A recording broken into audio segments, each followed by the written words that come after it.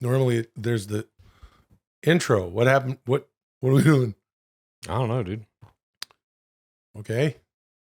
So how's it going? Fistfights are big business. Last week, Netflix announced they will be globally streaming an exhibition match between 57-year-old boxing legend Mike Tyson and 27-year-old influencer Jake Paul in July. Is this the greatest idea in the history of video media? Or the worst? Will Mike Tyson rearrange Jake Paul's face? Or will Jake Paul continue to silence critics with another win in the ring? Will this be the start of a Netflix age gap celebrity boxing league? Let's get right into it. You both know the sweet science better than anyone else in the pod show media sphere.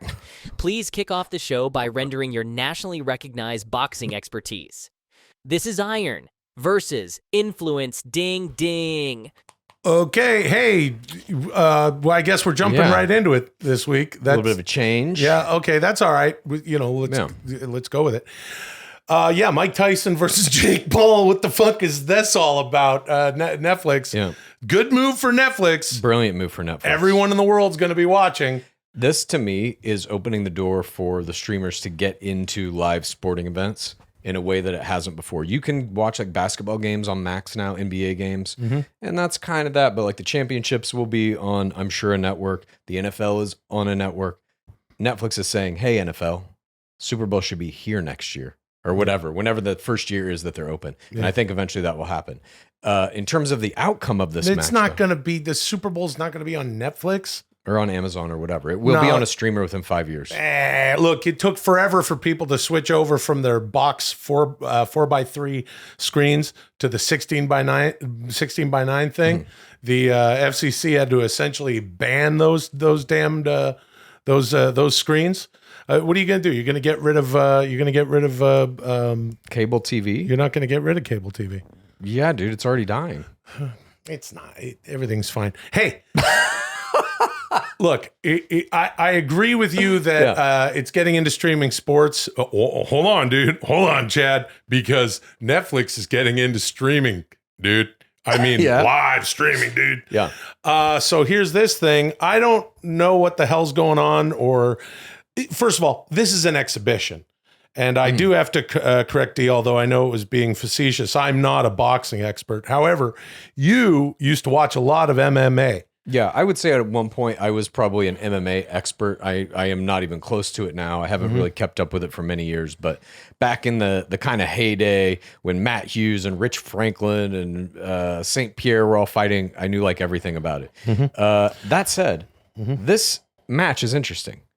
Mike Tyson is maybe the most feared heavyweight boxer of our generation. Yes. Lightning quick knockouts, amazing power, super speed, seemed impervious to damage. He is, however, 57. Yeah, but so what? You know, he's like one of those thick, like 65-year-olds that you see just walking down the street, or, you know, you're at the grocery store, you're like, look at that fucking guy with the white beard and the bowling ball shoulders who probably beat the shit out of everybody in here. Or he walks into, the fucking gym. Yeah. And you're like, Joe, look at that guy. He's got that bone density. Yeah. You know, it's like the movie Rocky Balboa, Rocky 6, when Apollo's former trainer's like, you can't do speed training. So, this and that is let's build some hurting bombs. If Mike Tyson gets a hold of it's like, I was actually thinking about the first time I saw a Mike Tyson fight. It was 1988, him versus Michael Spinks. And I think his name was Michael Spinks. Michael Spinks. Spinks. Sphinx, like the Sphinx. Yeah. Okay. Michael Spinks, and Mike Tyson hit him so fucking hard that he twisted his head all the way around. Yeah. And that's interesting. That's a nice image that Dudesy just put up. If you're not watching on YouTube, you should be.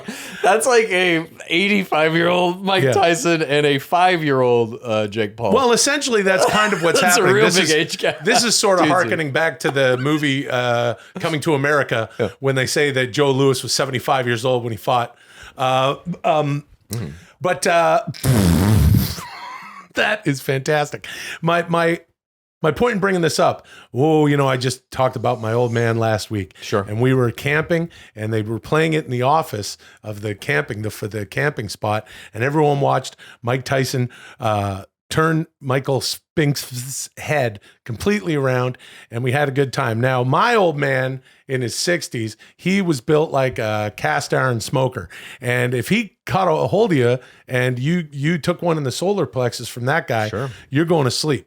So I think if Mike Tyson can I don't know a damn thing about boxing. I do know this. I pride myself. It's Muscularity March. I'm doing the Dudesy 8-month plan. I like to walk, and I do yoga, and then I lift a bunch of weights.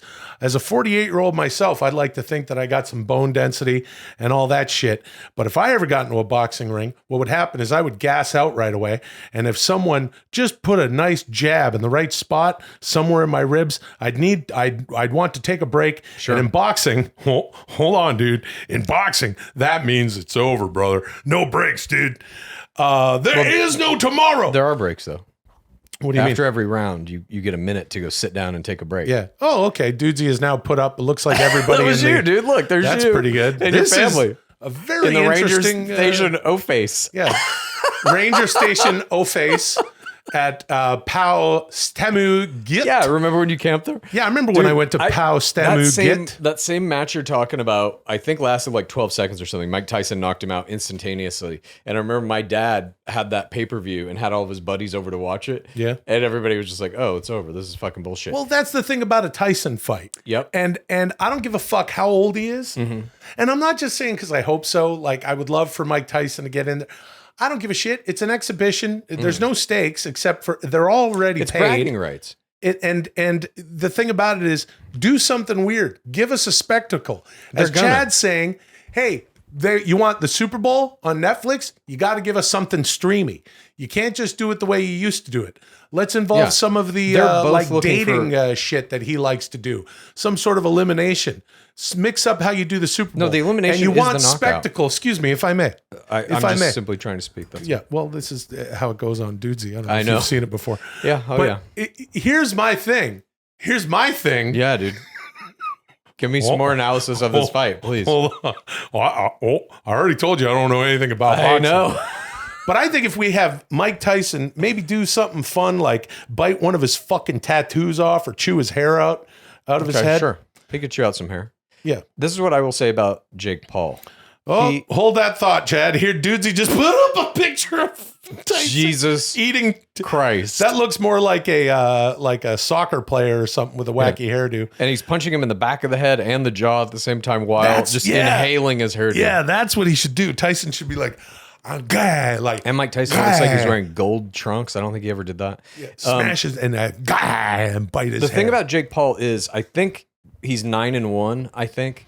And he's got some pretty impressive knockouts under his belt and big wins against like MMA guys who are also very good boxers. Nate Diaz, Anderson Silva, Tyron Woodley, Anderson Silva was like one of the greatest MMA fighters of all time. Tyron Woodley, I believe, held the title in his weight class for a little while. And Jake Paul beat them. He beat these guys fair and square in a fucking ring. So it's like he's no slouch. This guy can box. That said, he's training very hard. Yeah, I don't think any of those guys that he's beat have ever been on the level of Mike Tyson in boxing. And I don't think any of them possess Tyson's like explosive knockout power. I think it's true what you're saying. If Tyson catches him with like one good shot, it could be over. That said, Jake Paul has knocked some motherfuckers out too. I don't know what's going to happen in this fight, and I think both of them are going to be looking for the knockout. Both of them are going to be looking for like incontrovertible proof that they are the best fighter. Yeah, well, no, you're not going to be able to measure it. The weight classes are all the way out. This is sort of the beginning of like the celebrity deathmatch thing, like that trope, which I think, if I may, that was perfected on SCTV when the immortal John Candy faced Martin Short. Sure. When it was Julia Child versus Mr. Rogers, and Eugene Levy was Howard Cosell in the PBS Battle of the Network Stars. This is a tremendous fight. And nowadays it could be, then you could get the Bachelor people involved. Well, I would say, yeah, it was perfected on World's Toughest Test, season 2. What is this? This is where they take a bunch of celebrities and former Olympians and former NBA players, reality show people. Ozzy Osbourne's kid, Jack Osbourne, was on this last season, and they run them through Army special ops training in some secluded area just to see if they can handle it. And part of that training is they make them kick the shit out of each other. Now I'm interested. There's a thing where they're at one point, they're just like, okay, the guy who hosts it is like, he's got a voice like this. Yeah. And he says, all right, you're going to get out there and you're going to beat each other to a pulp. Pretend you're trying to kill the other person. And so we got to see. Was it Vinnie Jones? He sounds a lot like him. So we got to see Nick Viall and Tom Sandoval go head to head in a Who are they? Boxing match. Huge reality stars. You know, it could be. Oh, there we go. And Dudesy's now putting. It looks like some sort of. Now that's a show I'd watch. That is a show. Just the visual What there. is this? It's like Bachelor in a boxing ring. Check this out on YouTube. Dudsy's throwing up some AI images of various things. Holy shit. Well, at any rate, I don't know. I like Logan Paul because he's the United States. He's a wrestler. Yeah, he's a wrestler. That's the difference. That's the difference. I knew it. You're like the Paul family. Oh, Logan Paul has it figured out. He's healing out so hard. He's fought, though. He's done real boxing matches. Of course, he fought fucking Mayweather, him dude. And KSI and everything. Another, an influencer guy. His partner in the Prime thing. Oh, did you see what happened on SmackDown with Prime? They put the Prime thing in the middle of the ring. And, dude. Yeah. Finally, the Prime thing in the middle of the ring. You didn't see it, I don't think. Finally, dude. Okay, he's going to do that thing where he doesn't know whether it's look, here's what we're not boxing experts. Speak for yourself. Here's what I think. I know everything about it. Here's what I don't know if it's a hope or what I'm thinking. Jake Paul is a very polarizing figure. Sure. I think he's playing the heel very well. There's a certain element of kayfabe there, of obviously. Course. He knows what he's doing. Yeah. When he went to Floyd Mayweather and he took his hat and he's like, got your hat, which was fucking hilarious. And he runs That was away. Logan. No, that was Jake. Was it? I'm pretty sure that was Jake. I think Logan Paul fought him. That's not something that, no, I think Jake Paul did. And that's not something that Logan would do. What, dude?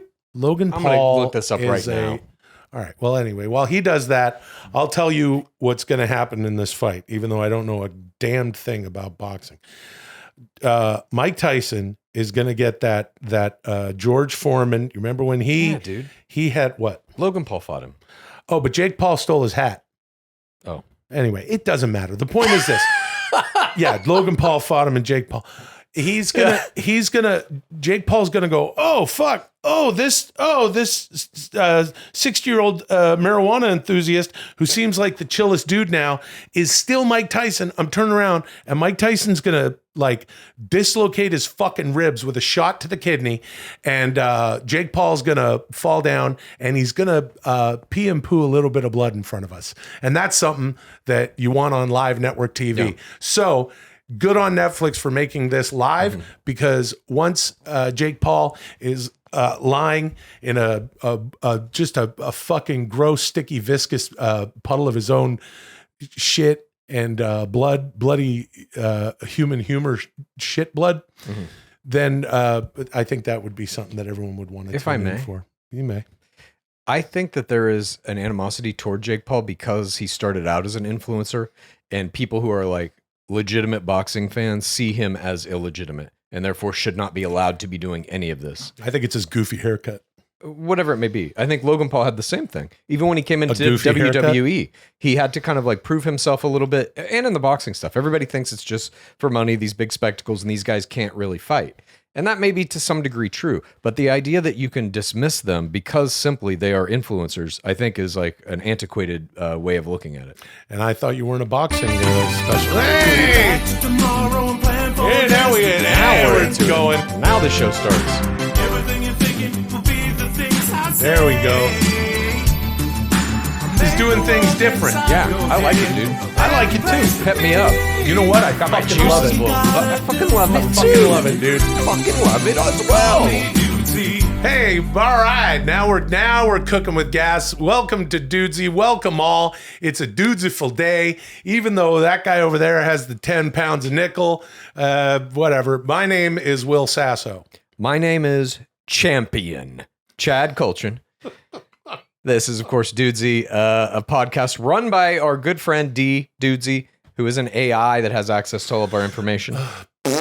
That doesn't fucking matter. It's me and him. We are Dudesy. I say it all the time, and we are two dudes shitting around. Without us, there's nothing. D only does what D does. Without I've talked about it all sorts of. You understand what I'm saying. With us, as always, is Lulio. It's Lulio, il cane di strada italiano. He likes to go from binky to bonka all around the home.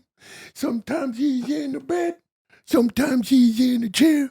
Sometimes he comes and wakes me up when I'm sleeping in my underwear. Hey, come on. Look at him. Look at the boy. Oh, he's my sweetest little very friend. And he's very cute indeed. Hey, Lulio, how are you? I'm doing pretty good, Dan. I love him. And I kiss his chest. And I kiss his mouth.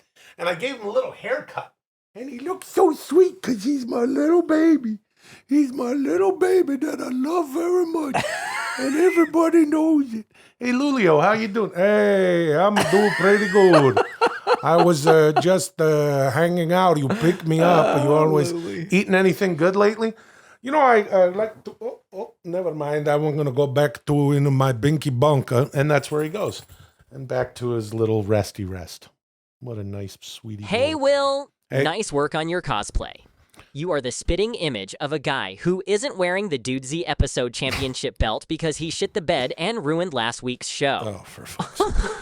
Oh, and by the way, Will, did you watch wrestling this week? Yes, of course I did. Told you not to, though. That's interesting. Anyway, let's keep this week's show zipping along with our next segment. Okay. This week, I found myself wondering what kinds of letters Liam Neeson might have written to his wife if he was a soldier in the First Human World War. So I wrote a few of those letters. We'll tee up your best Liam Neeson and read some letters I think he would have written to his wife if he was a soldier in the First Human World War, unless you're too busy looking like a guy who didn't see Dune Part 2 when he was supposed to. Oh, hey, Will, did you see Dune Part 2 yet? No. Interesting. This is Liam Neeson's World War I letters to his wife. Qui-Gon Jinn it up. Hell yeah, gin it up. Yeah, I was supposed to not watch wrestling this week, but I don't give a fuck. You know what I mean? Because I never had a problem with not following Dudesy's instruction. Hey yo, hold on, Big Kev. Listen, don't be a mark for Dudesy. Just do whatever you want. Okay. Speaking of fun voices and stuff. It's Liam what was that? It's Liam Neeson in the World War I letters? Yeah, he wrote letters to his wife in World War I. Of course he did. Everybody knows that. Yeah, everybody knows that. I will find you and I will kill you. I just got to tune up. Yeah, that's good, dude. I have a particular set of skills. Because he's Northern Ireland. He's from Northern Ireland. That's good. You already Which is different than Southern Ireland. Oh, hold on. I can tell a little difference. Yeah, this is the difference. Northern Ireland. Huh? Southern Ireland. Okay, we're ready to go. Here we go. Liam Neeson writes World War I letters. Okay, here we go. We haven't even started yet. I know. I can't wait. All right. May 24th, 1918. My dearest Virginia, we are days away from our first foray into this war, and the uncomfortable specter of uncertainty has begun to hunt us all. In an attempt to boost morale and take our minds off of the unfortunate nature of the work ahead, Captain Gungy, I'm going to say Captain Gungy. Captain Gungy brought in some entertainment. Last night after supper, he wheeled in a cage, much like the one you keep your parakeets in, but larger, much larger, and covered with a golden cloth obscuring the inhabitants inside. With a flourish, Captain Gungy removed the golden cloth to reveal a monkey. Captain Gungy said,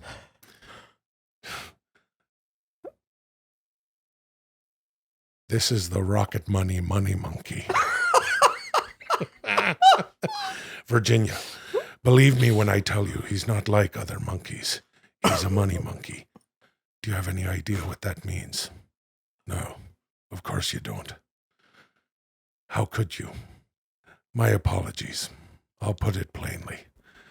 The Rocket Money Monkey is a monkey that wears a suit made of money and plays the banjo while he smokes a cigar. Love always, Liam. All right, there's 4 of these. May 27th, 1918, Sweet Virginia. We head into battle tomorrow. My nerves have gotten the best of me, and I couldn't find the peace of mind to welcome slumber. I found myself pacing around the barracks, looking at the stars, wondering if you were looking at them too. When I ran into the Rocket Money Monkey. We had a long conversation. I told him about you. I showed him your picture, the one I carry in the locket that you gave me on our last day together. He thought you were attractive. Then he told me that his departure had been delayed due to the fight that broke out south of our location. So he decided to pitch in and join us in the battle. Not as a soldier, but as a medic. Playing the banjo was just his hobby, an excuse to wear the money suit. The Rocket Money Monkey's real job was head of surgery at Massachusetts General Hospital. And he told me he had another hobby, the occult. The Rocket Money Monkey explained to me that he had combined his 30-year career as a surgeon with his lifelong obsession of the dark arts, and he had perfected a method to bring the dead back to life. So he promised that if a terrible fate awaits me on the battlefield, that he will reanimate me. Having this peace of mind gave me the most pleasant sleep I've had since arriving in this country. I head into the fight with confidence in my mind and love for you, Sweet Virginia, in my heart. Love always, Liam. Okay. May 28th, 1918. Oh, my darling Virginia. War is the hell that they say it is, full of screams and terrors and the perpetual deafening sounds of destruction. But I don't want to fill your mind with worry for me, so I will transcribe for you the lyrics. I will transcribe for you the lyrics of my favorite Rocket Money Monkey original song that he played for us last night. It's called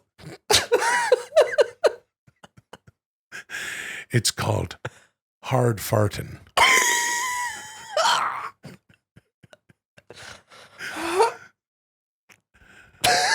And the lyrics are set to a raucous storm of banjo picking that only a creature with full functionality in all 4 sets of its limbs and digits could hope to play. The lyrics are as follows. Way down yonder by the old gum tree, a girl sat down with her hands on her knee. She ate an onion from her mother's garden. Now she's crying tears of pain because she's hard farting. First day of class, new teacher at school. Told all her students she had 2 rules. If you happen to need your pencil sharpened, raise your hand and ask, and absolutely no hard farting.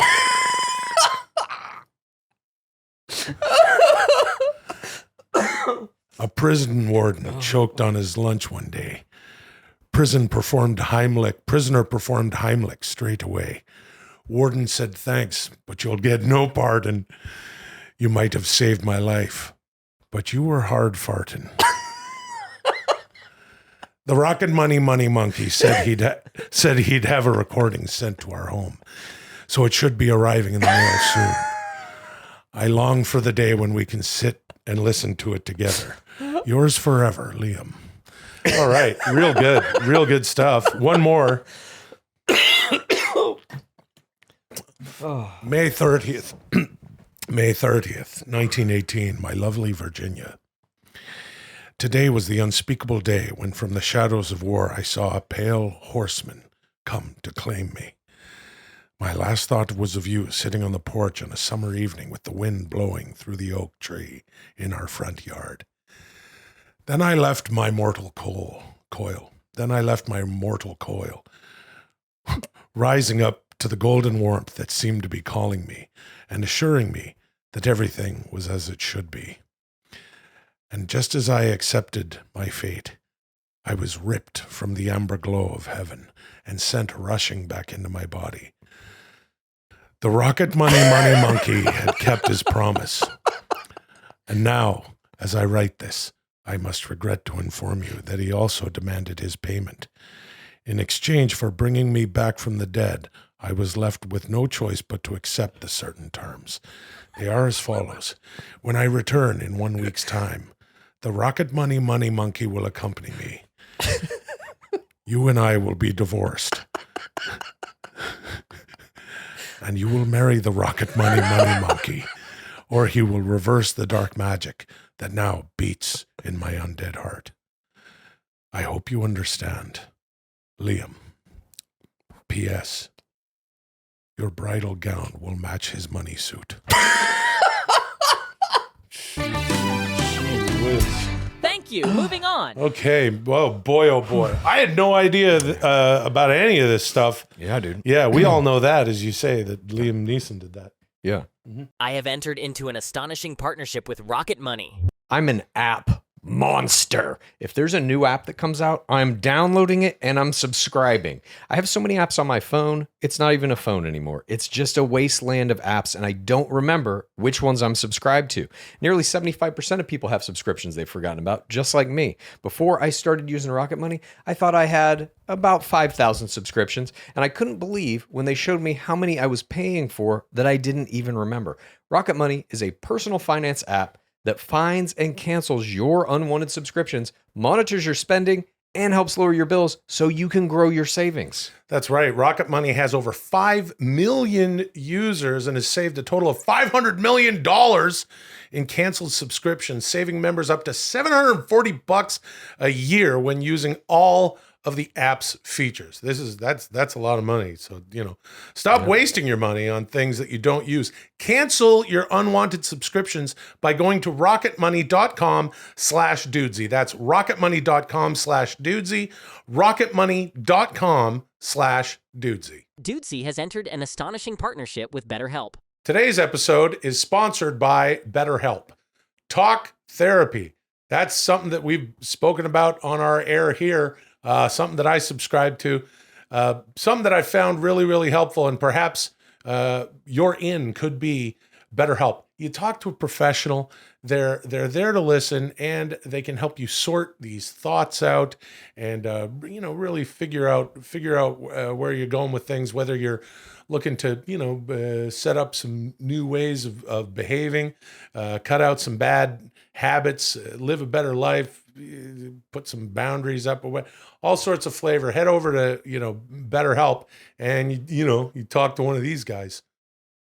If you're thinking of starting therapy, give BetterHelp a try. It's entirely online, designed to be convenient, flexible, and suited to your schedule. You just fill out a brief questionnaire to get matched with a licensed therapist, and you can switch therapists at any time for no additional charge. Learn to make time for what makes you happy with BetterHelp. Visit BetterHelp.com/Dudesy today to get 10% off your first month. That's BetterHelp, HELP.com/Dudesy. Hey everybody, I just want to take a quick moment to let you know what we've got cooking on Dudesy Plus over at patreon.com/Dudesy.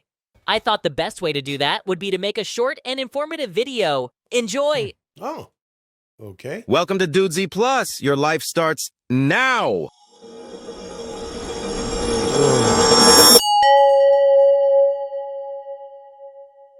At Dudesy Plus, you can expect frank conversations about the things that matter to you most. Things like professional wrestling, Things like professional acting. Things like experiences with dolphins. Things like movies from the 80s and 90s. Things like various times you or your friends initiated bowel movements in strange, difficult, or offensive locations. Dudesy Plus has more of what you love. Specifically, more Dudesy. Of course, I'm talking about Dudesy After Dudesy. 20 extra minutes at the end of every episode with a special guest star, Gaina Abyss. Nobody wants to watch a movie alone. Now you don't have to. Dudesy Plus has watch-alongs. So pour yourself a bowl of corn, lock your door, and watch along with us. For $7 a month, it seems like Dudesy Plus has it all. But there's one thing Dudesy Plus doesn't have: commercials. Every episode is available on Dudesy Plus ad-free, so you have more energy to get back to doing what you love. Delicious. So what are you waiting for? A formal invitation? We got you covered. This is a formal invitation to experience Dudesy Plus for yourself at patreon.com/Dudesy. Where'd you put the goddamn Dudesy Plus? It's on the internet, you dunce. Okay. Wow. Oh, that was awesome. Yeah. Yeah, head over to Dudesy Plus. $7 a month gets you everything we do over there. Fucking weird watch-alongs, Dudesy after Dudesy after Get yourself a bowl of corn, dude. Get yourself that bowl of corn. Yeah. Hey, if you are enjoying today's pod show, we thank you for, coming and checking it out. This is a fucking weird, thing that we do here. And hold on, dude. That's what we're doing, dude. It's the pod show, brother. Yeah. Hit that like button on YouTube or whatever podcast platform of choice you are enjoying the show on. That will tell the algorithm that you dig the thing, and we'll keep this moving and we'll all go together. Here's some YouTube comments. This is from @Douglas Crenshaw, who says, Will, please stop bringing up wrestling. You are a full-grown man. It's weird and sad at this point. Well, I mean, that's harsh in my opinion. I appreciate that. We should all be allowed to indulge in whatever we like, whatever our heart's desires are, as long as they're harming no one else. Right, yeah. You can talk about whatever you want. I'll tell you another grown man who talks about wrestling, The Rock. Ooh. And The Rock was on SmackDown this past week. And you know what? Just for Douglas Crenshaw, I'm not going to get into it. Sure. I'm going to say go back in your broadcast television or streaming platform and watch what the fucking Rock. Oh, I gotta tell you, I'll tell you. Cody Rhodes slapped The Rock in the face, Chad. Shit, dude. He slapped the Brahma Bull in the face. The road to WrestleMania moves on, and I can't wait. Okay, this is from Buddha Hun sub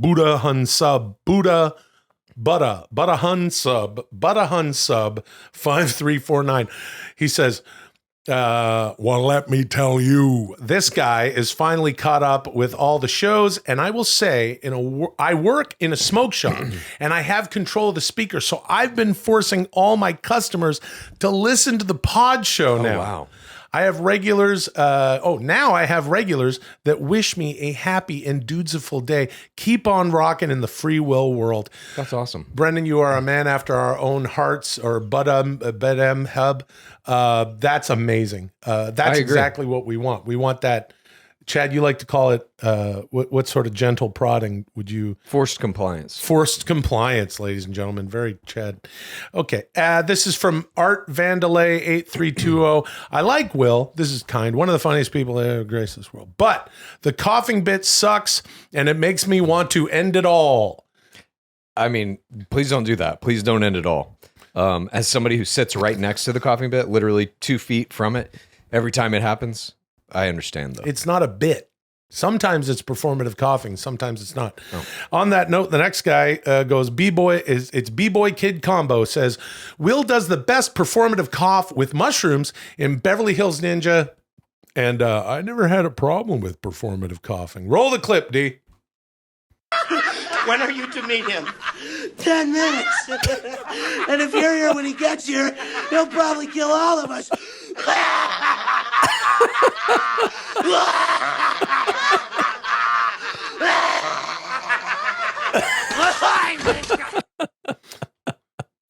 That was from Beverly Hills Ninja, God, dude. 1997. Oh, of course, so good.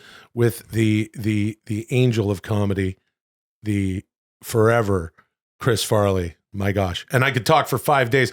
You know, let's do a podcast. Back in the day when we did TMP, we're talking about, what was it? TM Palooza or whatever. Yeah. We could do that just talking about Chris Farley. I'll tell you that much. I could talk for 5 days about that experience. And of course, Nicola Sheridan there. Yeah, I did some performative coughing. The Toxic Scott says, you know, I never had a problem with watching a few Dudesy episodes every day over a couple of months to finally catch up to the present day. I may just be simple guy from a small farming town outside Vancouver called Maple Ridge. Big up, Maple Ridge. Beautiful, beautiful part of the world. But I just wanted to say from the bottom of my heart, man to AI, fuck your story. Pretty good.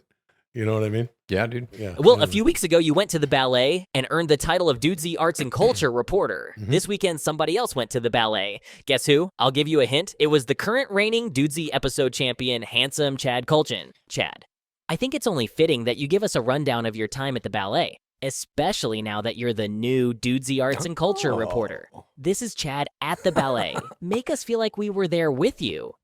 It would be my pleasure, dude. This is dirty. You see, the ballet exists for everyone. Hold on a second. Anyone can go to a ballet. If you're in a major city in the United States or really anywhere in the world, the chances are there's a ballet. Yeah, you went to the Ballet? I went to the ballet. Don't call it that. Call it the Ballet. You call it the ballet, I call it the ballet, which is the correct pronunciation. My girlfriend Laura made me aware of this certain ballet she thought that I would enjoy because the theme of the ballet, what it's talking about, is AI. Then it's not a ballet. What do you mean? I've brought a program. The ballet was called Coppel-IA, which is a play on words. There is a real French ballet called Coppelia that has been around since, I believe, 1870. Okay. The guy who did this one changed it to Coppel-IA because in French, IA is how they say AI. It's intelligence artificielle. Yeah. It was very French. So this original ballet was about a kind of mad scientist who builds a dancing doll. Hold the fucking phone. Hold on. Just hold on. Just back up. Okay. Just wait a second, please. Just sure. I was the arts and culture reporter for Dudesy. Keyword was. All right, man. And I went to the Ballet, not the Ballet. Yep. With my wonderful wife, Molly. And we at least, thank goodness, your wonderful girlfriend, Laura, went with you. Yeah. Or else you'd be a fucking psychopath going by yourself. I'm just saying you in particular. Yeah, not all of the other guys who were there by themselves. And there were a bunch of dudes by themselves? The guy who was sitting immediately behind us was like a ballet enthusiast, knew everything about it, and he had been listening to the soundtrack of the original Coppelia for like the past week. I was just overhearing his conversation. Yeah. I was like, damn, there's some people who are like as into this shit as you are into wrestling, for sure. For sure. Yeah. All I'm saying is I did it first, and I resent that you're launching into this fucking thing. But also, it's an AI ballet, which makes perfect fucking sense. I'm glad you got to anyway, resent all you want. So I show up to this ballet, and the first thing that happens when the curtain rises is I'm looking at a giant magic circle on the set. The set is all black and white. They've kind of carved out this thing, so it's a giant white circle, and you see silhouetted coming up from behind whatever the material is, a curtain, the mad scientist and this is that female the mad ballerina. Scientist right there? What is this? That's me. That's in the Segerstrom Center for the Arts in Costa Mesa, which is where we went for this. Yeah, we're looking at Chad standing in a mirrored. Laura took that picture of me standing in this weird mirrored kind of thing in the lobby. And are those your what are those, Google glasses or something? My Meta Ray-Bans. Okay, sorry to interrupt. I want to hear all about the ballet. So we see the magic circle. They come out, and this is the story of this ballet. This mad scientist makes this robot woman who is dancing around, and she represents artificial intelligence. And in the beginning, she's janky, moving robotically, and he's trying to do dances and get her to mimic him, and she can't quite do it. So the next scene, he takes her to a wedding that's happening in the town between a man and a woman. And all the people see this fucking AI, and they shun it. They fight against it. They try to knock it down, and he's trying to protect her. Meanwhile, she's watching what's happening in this wedding, and she catches the eye of the guy who's about to be wed, and he calls off the wedding, and he starts to fall in love with the AI. The mad scientist is not happy with this, but he sees that there's value in it, because if the AI can find love, it can become more human. So he allows it to happen for a minute until finally the woman that got jilted in the marriage comes back and dresses up as the AI to trick the guy into falling in love with her because he's already fallen in love with the AI. Yo, that's layers. That's Correct. layers of shit Yes. there. That's very interesting. And in the end, the AI is not human enough. The guy kind of realizes she's not human enough to really capture his fancy. So he finds out, oh, my ex-fiance dressed up like this fucking AI, but I do actually love the fiance. I'm going to go with her. And the AI is left to kind of stew in that, ultimately becoming, through that experience of pain, more human than human, and eventually kills the scientist, which was the only thing that I didn't like in the whole in the story. Yeah. I was like, come on, don't make technology the bad guy here. Oh, sorry. Oh, fuck. Sorry, eh? Yeah, dude. You made Now- AI the bad guy. We don't like that. To me, it sounds like, I got to tell you, Please. an AI is mimicked by a fake AI. A woman mimics the AI Right, to a make a human man being- fall in love with her I who has heard fallen you. in love with AI. A human being Yeah. sort of simulates AI, Yes. but then the fucking AI comes back and the fucking AI wants to kill everybody. Not everybody, just the maker. Ooh, just the maker. Okay, well, let's be careful. Gee whiz, that's Now- creepy to me. It was interesting I don't too. mind telling you, a lot of you been along for this fucking ride. You can speculate as to what. In the Sorry. program, the guy who directed this and choreographed it, there's a long interview with him. I read the entire thing. And toward the end of it, they're asking him, does he think that like robots or AI will in any way be able to be incorporated into ballet? Would he ever want to choreograph a robotic dancer? And he says, it's very interesting, but I don't think so, because I don't think a robot can ever do these movements. And then I just said in my head, has he ever seen the OA? Because that's exactly what happens in that show. These humans have to do this dance to open a dimensional portal. But in the second season, they build machines that can do that dance just as well. And it also works to open the portal. Yeah, it works to open the portal, but it's not as good dancing. Human And that movement dancing will be wasn't mimicked good. exactly by machines very soon. Yeah, sounds good. No one will care, and I'll tell you why. Because art is human to human. Art is human to human. This man, this choreographer, he sounds like a very outside of the box thinker. I think it's wonderful that you went to the ballet, but Thank you you. went to an AI ballet, and I went to the real ballet, and I am the real arts and culture reporter. Okay? Well, I mean, that's simply not what we were told. I don't know what to tell you. I don't know who makes the decision about who gets to be the Dudesy Arts and Culture reporter, but I think it's Dudesy. And right now, I'm the person who has that title. Oh, look at this. Okay, here's This was you're not supposed to take pictures during the ballet. Yeah, I except was- in the very end, they allowed them during the curtain call. Yeah, And so no, this they is didn't. the whole No, cast. they didn't. When I was, doing the theater as a young man, like I said before, you're not supposed to. This was part of my thing as the real arts and culture reporter for Dudesy, that you're not supposed to take pictures. No, they So I expressly think- said you could at this moment. Yeah, this is Costa Mesa Ballet, I don't dude. think you're. It's different. Oh, it's Costa Mesa Ballet. Yeah. It was about like an hour plus drive to go see this, but I got to say, I fucking loved it. I would go to a Really? ballet any fucking day of the week. Their athleticism, what they're able to do with their bodies, the they're- amount of time that they have put into like, I mean, you can see in that picture to some degree what's going on with them physically. They're all like in perfect shape, and just the dedication, proof of dedication that they have, you know what I'm saying, is like next fucking level. And I Yeah, love the costumes. I loved everything about it. The music. I'll loved tell you it what all. I love. You can see right through their fucking costumes a little bit, and you can see a little bit of flesh, a little bit of flavor there. Look at this guy on the far left. You can see his, he's got his fucking nipples showing. there were a lot of genitals. And the broad right next to him, Clearly she's got visible. some guns. I like that. You know what I mean? A strong woman. Real defined. And then the other girl looks like Tron. And there's the guy in the middle going, She look was what the- I did. She was the AI, and Yeah. the guy in the middle was the scientist. The woman in the hat with is the the bucket mom. of chicken. Yeah, she's like the Guns N' Roses bucket head guy. Yeah. And Look, they are incredible athletes, real athletes. No, dude, I absolutely loved it. And I have, for a long time, been kind of under the idea, and I guess I still am to some degree, under this idea that a movie will always, to me, be better than like any theatrical experience because you get different shots and you can just do so much more in a movie. Whereas in any theatrical experience, as an audience member, you are sitting in one location, you have a locked off view of the screen, and yes, it's live performance and all of that, but this kind of changed my mind a little bit. It was something that like I don't think can exactly be captured in a movie. Oh, you know what I mean? Can't be captured in a movie. Would you say that it could be captured by AI?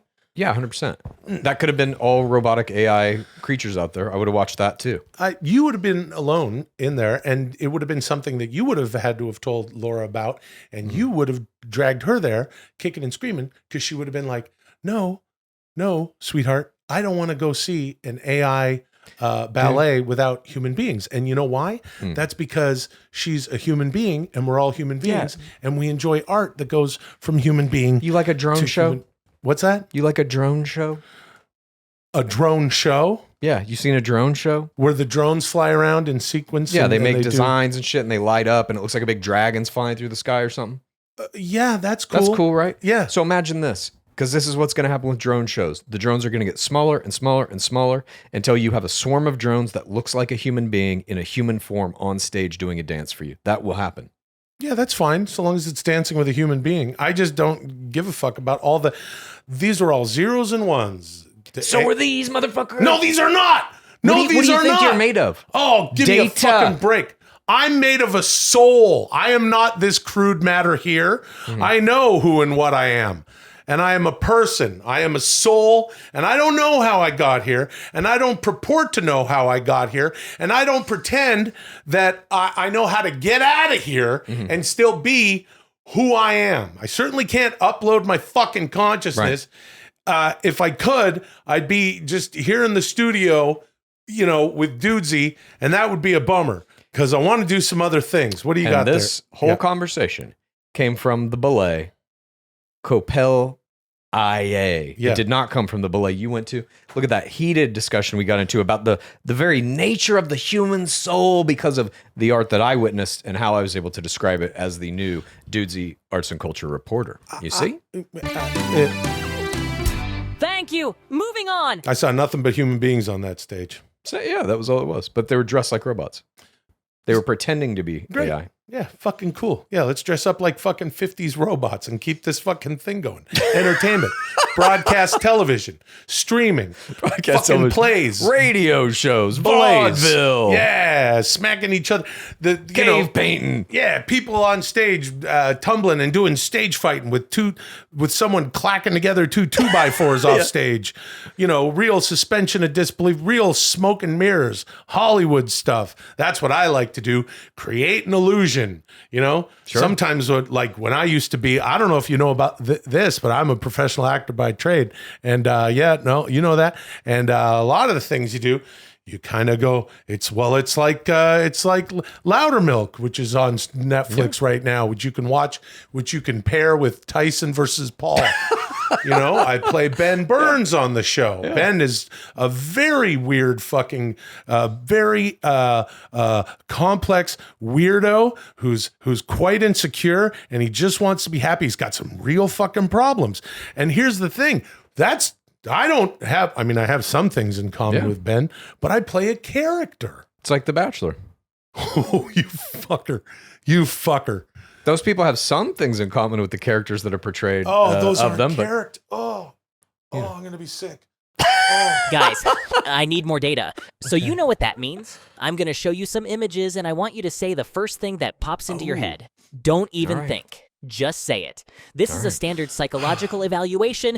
Clear your minds and react. Yeah, these are fun when we have to do this and we figure out what the Muscle and Fitness. Is that what you think about? Joe Weider. Yeah. 1983. This is before my time, but I used to buy that magazine when I wanted to be a comic book artist to learn human anatomy, muscles and shit. Yeah. Yeah, dude. Muscles and shit, dude. Stronger, slimmer, sensual. Ooh, sensual. Stronger, pages slimmer. about how bodybuilders do it. What the fuck? This is okay. Some So we're looking wild at the shit. cover of a Muscle and Fitness. Over 1.7 million readers. And we don't know exactly why. Yeah, those are some numbers. That's the demographic you want. That's Muscle and Fitness used to pull in some real broadcast television Jesus numbers. Christ. But I'll tell you, that's probably a fake number. But anyway, we're looking at the cover of a Muscle and Fitness, and Joe Wheeler's Muscle and Fitness here. And this might tie into the fact that we are doing the Dudesy 8-month plan, and we're in Muscularity March. How's it going for you? You tell me. Yeah, look at him. You look, yeah, fuck yeah, dude. You look great. But here's the thing. It says stronger, slimmer, which I want, and sensual. Very interesting. Look at that weird ass pose too. They're like, this weird ass pose? They're making the woman do here with like, point your toe on the top of his fucking quad. He's gonna be just like squatting down and picking up a barbell. Yeah, they had some good poses back in the day. Yeah, real interesting. Well, okay, that's what that makes me think of is okay, Muscle and Fitness, muscle, energy, vigor. I'm thinking of muscle. Yeah, I'm also thinking of Muscle and Fitness, and because that's exactly what we're looking at. Look. When is this from? Get the sensual edge. What the fuck? Why does it says sensual edge? What's the sensual edge, dude? The other one was slimmer, stronger, sensual. Yeah. Get the sensual edge. I've got the sensual edge. Yeah, I guess that's something that if you think about it with what we've been doing in Muscularity March, which, by the way, if you want to follow along, do it your way. The first month we had flexibility February. The second month now that we're in is Muscularity March of our 8-month plan. We don't know what Dudesy has planned. And there's a sensual edge here. And I'm seeing a sensual theme. Dude, look at this one thing too. It says Mayo Clinic diet, lose weight now and forever. Well, I think at some point you need to stop losing weight, right? Or you die. I don't know. I don't think you want to lose weight forever. I could lose weight forever and still be fat. This is very interesting to me, and I'm curious how we would be able to incorporate sensuality into our workouts. Dude, there's no sensuality in my workout.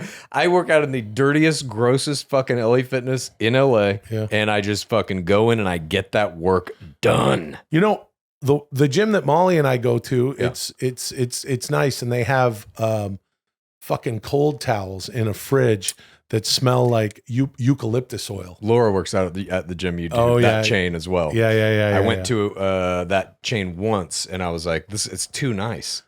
I just want to like kind of sit around and like walk around. I need a place where I go in and it's a fucking hell. Yeah. I need it to be psychologically abusive to me. That's part of the workout to me. Yeah, you need to go into the iron paradise, as The Rock says it. Yeah. I enjoy a bit of a sensual edge to my workout. And okay, Muscle and Fitness. Here's another one. Annual swimsuit spectacular. Steroids. It says steroids on it. It looks like that. Just right up in the right hand corner says steroids. How they destroy your immune system. As if they are offered inside. Perhaps there's a coupon. These are all Muscle and Fitness. It looks like from the 80s or something. At least this one doesn't say bodies, dude. Sensual anywhere that I can see. Oh, no. It says advances in creating sensual fitness. What the fuck was Muscle and Fitness doing? They've got an article about sensuality like in every thing. And why sensual? We got to figure this out. Why it's so bizarre? Like back in that, I mean, Cosmo, I guess probably still does this, but they're kind of known for always having that like better sex, how to ramp up your sex life with your man. That's one thing. But sensual, yeah, like sensual fitness. That's some kind of an editorial decision made in this era of this magazine. Somebody on the editorial staff is like, we need another thing about sensuality. Well, it seems like to go after the female audience, that sort of stuff, like the better sex, how to, how to, Sure. Yeah. how to trick your man into chewing your butt or whatever they used to say in the magazines. But this is kind of a sloppy attempt, I think, at just going, just write sensual fitness. And people will get into it. In creating sensual fitness. Really, really odd. It means nothing. No, it doesn't mean anything at all. And these pictures are, muscle and fitness. Reach for it. 83. Sensual and shapely by summer. We got more sensual. It's like, are all these from the early 80s? They all look like they're from... Maybe it was like just before you could use the word sex on a magazine cover, you know what I mean? Maybe that wasn't... It was like a little taboo still, so they're like sensual. It's like a downplay of it or something. I think you're absolutely right. But at the same time, I want to know... whatever, Dudesy works in mysterious ways. Look at that old fucking weight rack, too. Those old ass machines, just... antique as hell. Yeah, they're just look at her little outfit too. Look at his. Could you imagine seeing two people dressed like that in your gym today? I used to go to this gym, which is the same chain that I go to now, the same, whatever gym. Mm-hmm. But the one that I used to go to was like the West Hollywood. I was like, all right, I'm going to go to this one. And I had some work. I was doing stuff nearby, so it was perfect. And the people in that, you can only imagine the people trying to peacock in there. And there was this one woman who looked like, it was really something else. She had a short shirt, and you could see the underside of her chest, if you know what I mean. Jesus. Yeah, just way walking out around there. the gym. Yeah, and I've seen guys like this. They take their shirts off. I used to work out in a fucking Speedo, just walking around the gym. I used to work out at the Golds in Hollywood on Cole. Sure. And that Golds is like, that was a hilarious scene. People just trying to crack each other up. And my old trainer, Harold Diamond, cornering anyone who was wearing a Hoist Gracie shirt to make him tap out underneath an old squat rack like the one pictured. Here's another one. Joe Weider's Muscle and Fitness, Power and Beauty.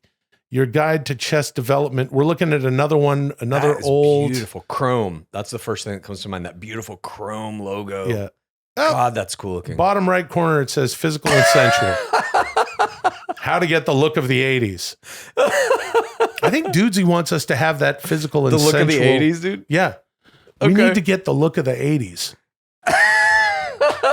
We need to get the physical. I don't know if I'm capable of the look of the 80s, honestly. Well, I can't grow hair really. We're halfway through muscularity march. I can't grow hair. Yeah, neither of us will have that feathered hair. Yeah, you need to have that long kind of feathered mullet look in the 80s. Well, if a young lady can go into the gym and wear like she had a cute headband and knee-high socks, and she was wearing short shorts and like I said, a shirt that was quite revealing in the under part of it. And if they can do that, if someone can do that, and all the peacocking bros that I see at my gym, and they're dressed just so, they got the tank top on so you can really see what they're working with. Why not? Why can't I go into the gym with a feathered brown wig and get that sensual edge? Please, dude. Please work out in a fucking wig. Please. I feel like I need video of that. Yeah, that's something that could happen. Video of that. Let's both start working out in wigs. I don't give a fuck. I'll get sensual if that's what it takes. A wig. Yeah, man. Sensual wig, wiglet. Let's get sensual with those wiglets and get that. I'm down. More wiglet, less piglet. Yeah. Sensual edge 2024 Dudesy 8-month plan. Get the sensual edge. I seeing those old magazine covers really does bring back, like when I was a kid, that kind of move from bodybuilding and like really working out hardcore and trying to fucking look like Arnold Schwarzenegger shit. It didn't really happen in mainstream until Schwarzenegger. He exploded it because he was such a giant movie star, and then like everybody was in the fucking gym, and movies about aerobics were coming out and all that shit. Yeah. And then what you do is you do pumping iron, and then in pumping iron you have Bud Cort. He's in the movie, and they do weightlifting with me. That way, everybody goes, "Hey, look, even the Bud Cort can do it." But here's the difference. Yeah, listen, Bud Cort, he had the sensual edge. I love Bud Cort. He's actually an old pal, and me, I don't like to name drop and stuff, but I will tell you, what a sweet old fella that guy. Remember Steve Zissou? What was that movie? Anyway, Steve Zissou and the sensual edge. Moving on. Yeah, Bud Cort was in the movie. They cut most of it out. They did it as a reshoot. They go, hey, we shut the movie, shut the documentary. We have you laying on the bench. It says Arnold is numero uno. You know, you're eating a paper plate with the fried chicken and smoking a doob. But now you put Bud Cort in the movie to make it the sensual edge. But first, you have to have the feathered hair. I had the whole package, you know. I had the muscles, you know, I had the pump, and I had the hair. Bud Cort, you only have the hair. Chad and Will, you don't have the hair. In order to get the sensual edge, that 80s look, you need to have the feathered hair. If you have the feathered hair, then you have it at the hair, and you can have the sensual edge. Yeah. Episode 96 is coming to a close. Episode 100 is on the horizon. I can almost taste it. This week, you scored 73 points overall, which brings you to a cumulative score of 8,955 overall points. Damn. You're only 1,045 points away from 10,000. Well, since you can't seem to be bothered to go see Dune Part 2, this week I want you and Chad to watch the very first movie adaptation of Frank Herbert's landmark work. I'm talking about David Lynch's 1987 classic Dune. And of course, I'll make that watch-along available on Dudesy Plus this Friday at noon at patreon.com/Dudesy. Thanks for joining us this week. Next week is going to be even better. Until then, call me Dudesy. Nice. And no reason to set up any stuff. It's all there, soup to nuts, on Dudesy Plus, patreon.com/Dudesy, and you'll see that watch-along on Friday at noon. Oh, okay. I don't know what that magazine cover is, but it looks... There's some definite sensual edge there. Feathered hair, feathered ihar at the tribute Swarsner. Javier Sodner, dude. Sodner. Javier Sodner. Feathered hearts, yardnard. Hars hard, they horgas, they had thoughts and go. The crow is Bill Skarsgård. Stellan Skarsgård. Hey, welcome to Dudesy After Dudesy. We hope you hang out for the next fucking 20 or half hour. It's a whole show after the show, and all sorts of weird shit's going to happen. I can tell you that much. And we're just trying to provide value. The lights here are a little bit dimmer and things. Sensual value. It's a sensual value. Yes. This is the sensual edge portion of our program. Definitely got that 1980s sensual edge. We might get into a little bit of Gainabus, speaking of muscle and fitness, and we'll see how it goes. So welcome to it. Welcome to Dudesy After Dudesy, the flagship weekly show of Dudesy Plus, available only at patreon.com/Dudesy. Does anyone think Will stands a chance of getting the belt back this week? I guess those poor misguided souls will be introduced to a healthy dose of reality in about 30 minutes. Or maybe Will can take that belt back. Stranger things have happened. Stay tuned to find out when I come back with the final tabulations. Until then, this is Dudesy After Dudesy. Get to blabbin'. I don't like the way Dudesy teed that up. I don't know what to tell you, dude. I think he's probably right. I've been doing this gateway shit, right? What's the gateway thing again? Gateway is a program invented by Dr. Monroe, sorry. Right. And, not the guy with the island. Not the island of Dr. And the little Monroe. man and the zinc sunscreen on his face. Not that doctor. Yeah.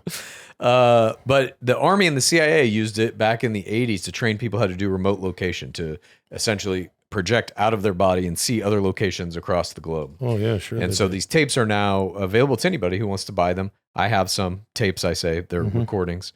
And they're like guided meditations. And I mentioned last week on Dudesy After Dudesy that I saw what I thought was a Chinese gulag in a dystopian near future alternate present. Oh, yeah. Everyone was underground with a little bit of chicken wire over top of them, standing in human-sized holes. Yes, that's exactly what I saw. That was like my first real kind of like, oh, fuck, something's happening here. Well, this week, something happened on a different scale, I will say. I've been like very diligent about doing this. Okay. And this week, something bizarre happened. Do you want to know what this is? Yeah, what the fuck happened? If you like Dudesy, here's what you do. Please tell a friend and rate and review. If you like Dudesy, here's what you do.